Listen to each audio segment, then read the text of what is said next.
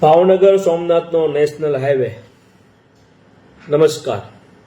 Print મીડિયામાં એક સમાચાર આવ્યા છે જે national highway Mahuva bypass road જે નીકળ્યો જે છે એ વડલીથી લઈ થોમસ સ્કૂલ સુધીના અકસ્માત તો ઘણા બધા વધ્યા છે. બાયપાસ રોડ ઉપર એક સાઈડથી બીજી સાઈડ જવા માટે 4 કિલોમીટર ફરવી જવાની ફરજ પડતા લોકો મુશ્કેલીઓ, 10 અકસ્માત, ઘણી વખત આવા અકસ્માતો થાય છે અને ઘણા લોકોના મૃત્યુ થાય છે. આવી રીતના ન્યૂઝ આવેલા છે.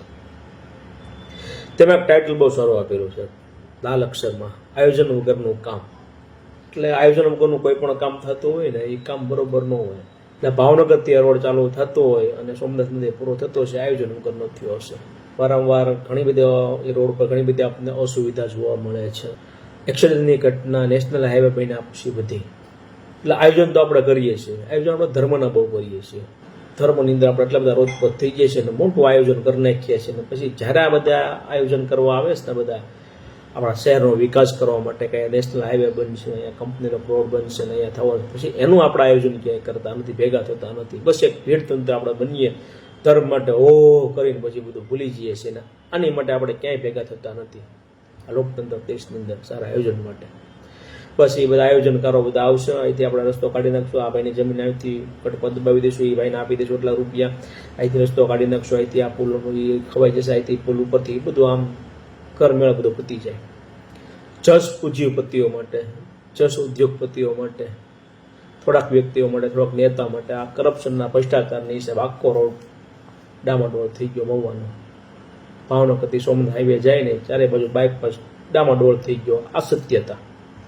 આ જે રસ્તો જે છે એ કોંગ્રેસની સરકારમાં પાસ થયેલો 2000 આસપાસની અંદર.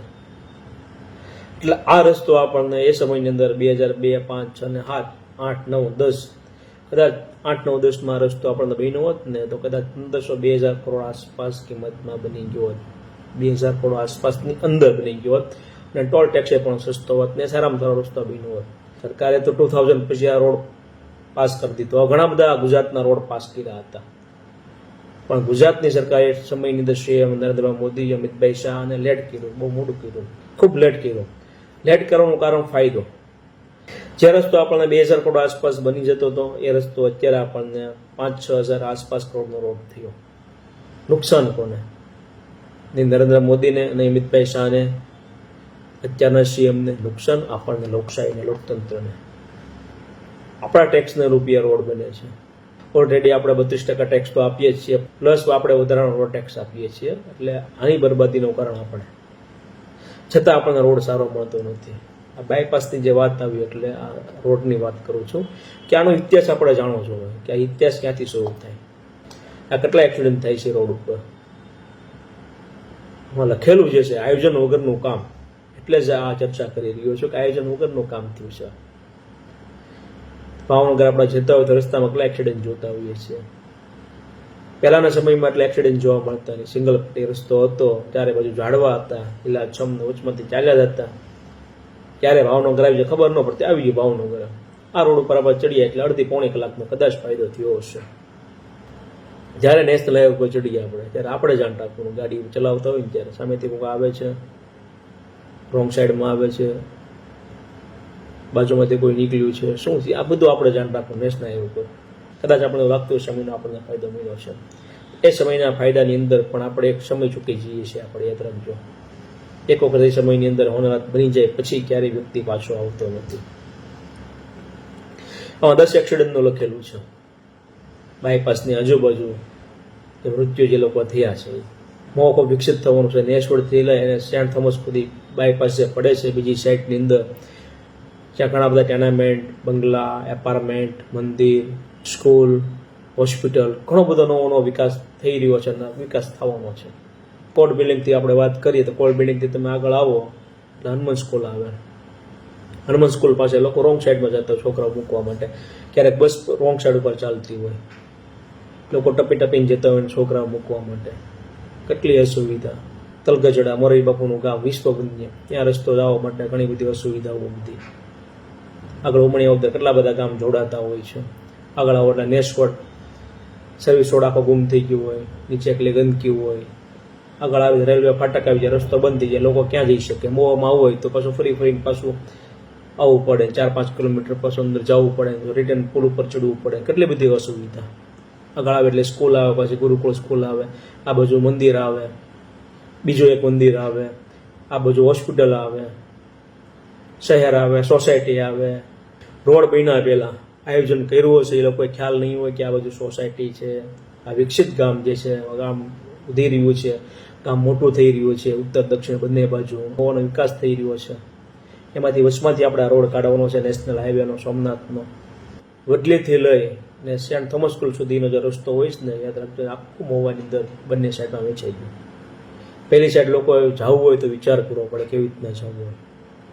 હોસ્પિટલ લોકો જતા હોય ને ઠેકીને જતા હોય, ઘણા બધા એક્સિડન્ટ થતા હોય. ત્યાં હનુમાન હોસ્પિટલ આવેલી છે, ત્યાં બહુ જૂની હોસ્પિટલ, 20 વર્ષ જૂની હોસ્પિટલ.